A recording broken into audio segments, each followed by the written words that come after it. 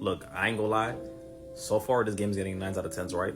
But here's the thing: I'm a little skeptical already, honestly. Because here's the thing: I'm playing Part One right now. Final Fantasy VII Remake Part One, and honestly, the game is overrated as freak. Like, there's so many sections when you're just like walking around like doing nothing, and it like slows down the whole gameplay for me. Honestly, it does. And the combat isn't even fun. Like everything, everybody feels clunky, and like you're fighting in like really like small tight spaces, so like you can't even move around freely. So like you just feel like you're being bogged down by everything. Like it just doesn't feel fun. Like the combat feels like it's like a drag. Honestly, like if it just doesn't feel fun to play.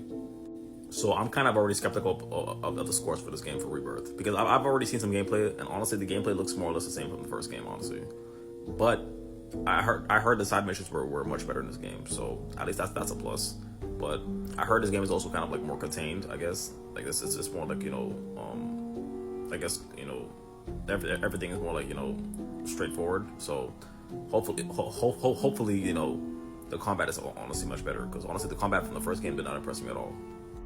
But so far, it looks like this is gonna be our first like game of the year contender, honestly. Because let's keep it real. So far, 2024 is pretty much like filler year now. It's pretty much gonna be the filler year. So, in my opinion, this might be the first Final Fantasy game that has a chance of winning game of the year. Honestly, like that's how weak. That's honestly how weak this year is looking so far for games.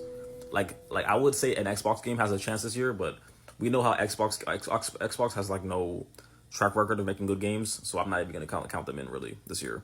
Now, if Nintendo still got some games dropping this year, so they could.